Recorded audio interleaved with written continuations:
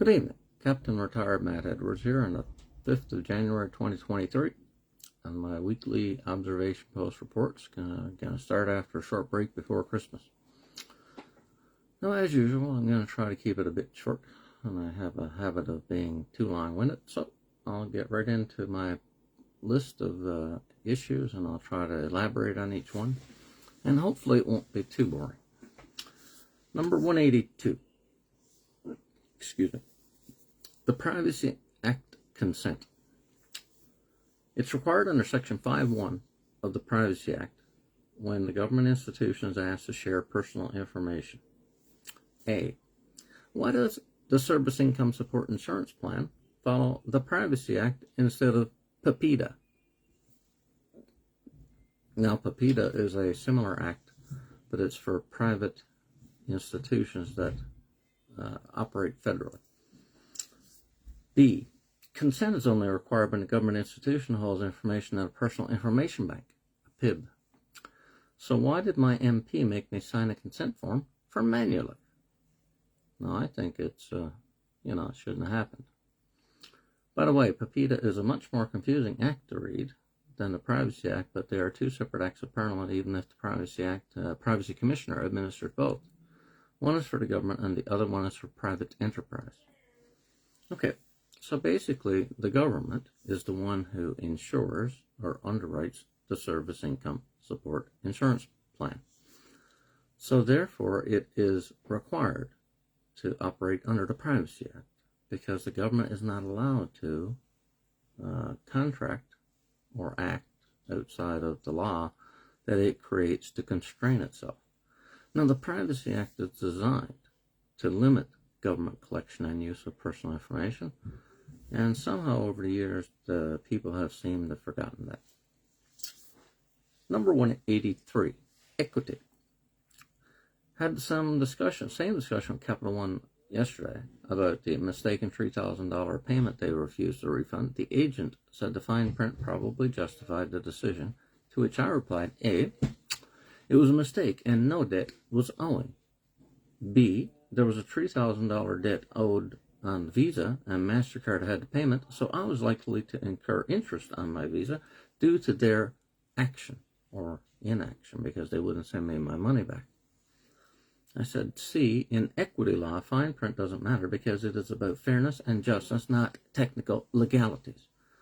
Now, on that last point, I'll elaborate because I think the government, including the departments like Veterans Affairs, they're getting caught up on technical legalities instead of what is fair and what is unfair. That's just my opinion. I think I'm right. Point number 180. Now,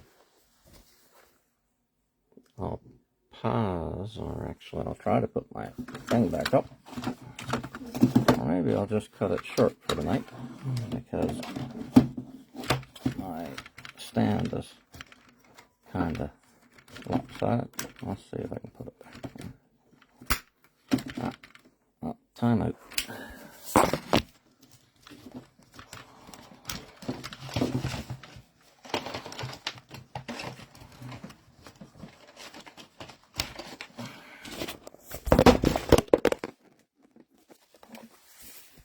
I think karma or God is trying to tell me not to bother with this, so I'm going to call it off for tonight. Maybe I'll finish it up tomorrow. Good evening, Captain Matt Edwards, retired again, back after a technical difficulty on the 5th of January 2023. I've duct taped my stand down, so hopefully it won't happen again.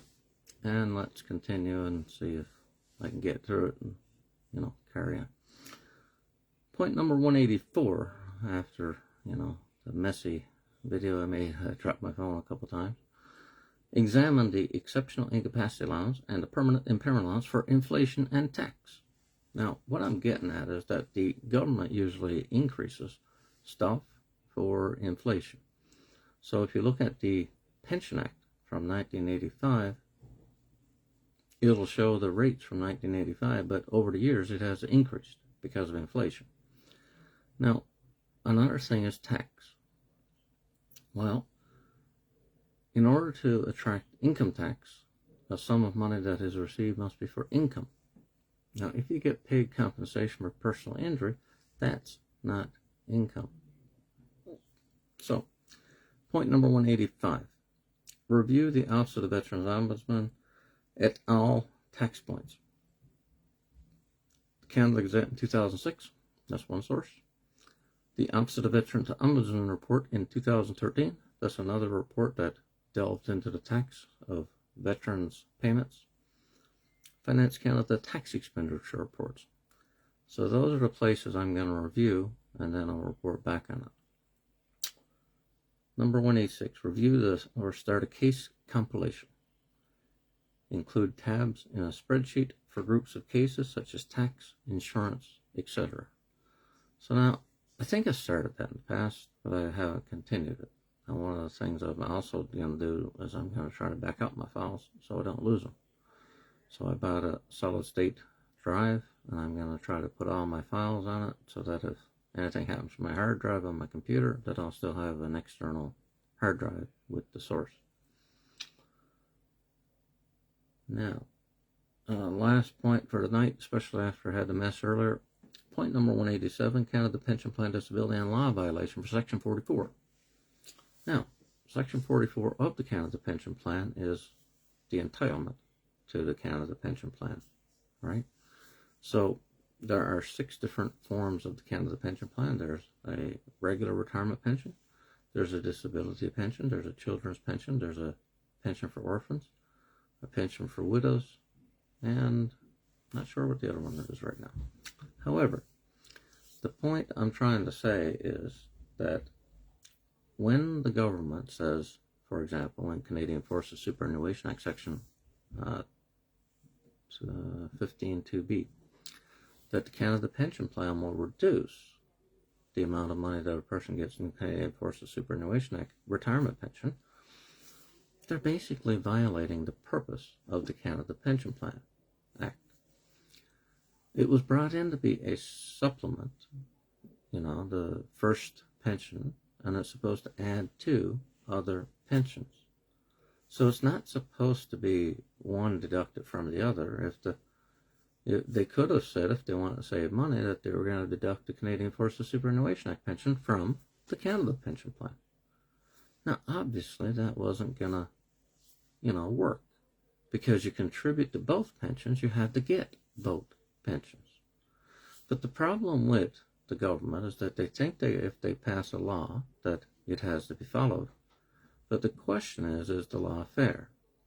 So if a person contributes to 2 pensions, the public service, the RCMP, or the Canadian Forces Superannuation Act pension, they had money taken from their check in the present time and put away, banked for the future.